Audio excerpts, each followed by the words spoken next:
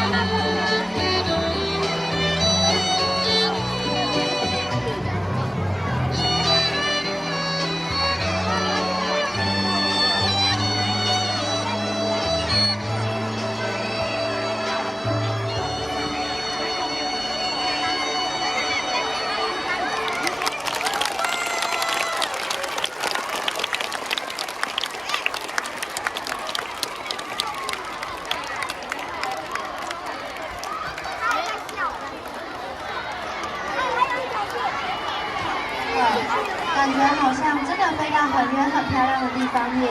请大家再给他一个热烈的掌声！